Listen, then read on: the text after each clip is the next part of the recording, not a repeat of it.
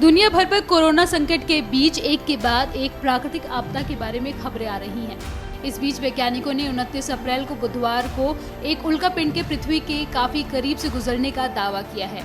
अमेरिकी अंतरिक्ष agency NASA के वैज्ञानिकों के अनुसार पृथ्वी के करीब से गुजरने वाले पृथ्वी समान उल्कापिंड जिसकी गति 19,000 किलोमीटर प्रति घंटा होगी। ऐसे में कोरोना महामारी के संकट के बीच लोगों के मन में बार बार ये सवाल आ रहा है कि क्या इस उल्कापिंड से धरती को कोई नुकसान होगा।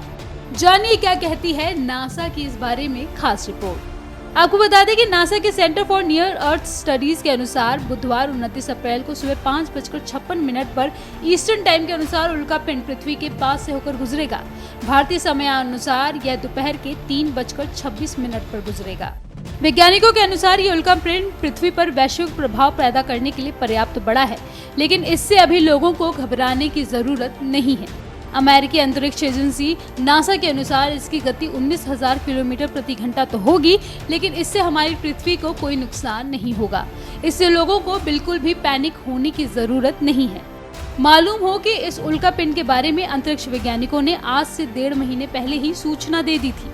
वैज्ञानिकों ने तब दावा किया था कि इस उल्कापिंड का आकार किसी पर्वत के जितना है। साथ ही आशंका भी जताई थी कि जिस रफ्तार से यह उल्कापिंड बढ़ रहा है, अगर पृथ्वी की सतह से जरा सा भी टकराया तो बड़ी सुनामी आ सकती है। लेकिन अब अंतरिक्ष वैज्ञानिक कह रहे हैं कि इससे घबराने की जरूरत बिल्कुल नहीं है, क्योंकि इसकी धरती से टकराने की संभावना बहुत ही कम है या ना के बराबर है।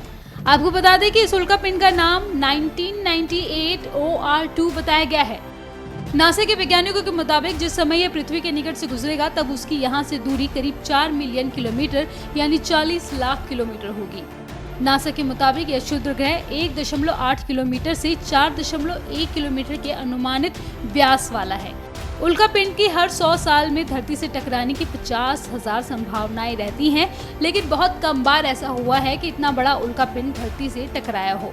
हालांकि कुछ मीटर व्यास के उल्कापिंड जैसे ही पृथ्वी के वायुमंडल में आते हैं तो जल जाते हैं। इसके कुछ छोटे छोटे टुकड़े होकर धरती की सतह पर पहुंचते हैं, जिनसे किसी भी प्रकार का कोई नुकसान नहीं होता है। आपको बता दें कि इस खगोलीय घटना को नंगी आंखों से नहीं देखा जा सकता है। टेलीस्कोप की मदद से ही लोग इसे देख सकते हैं। नासा को इस खगोलीय पिंड के बारे में साल 1998 में ही पता चल गया था।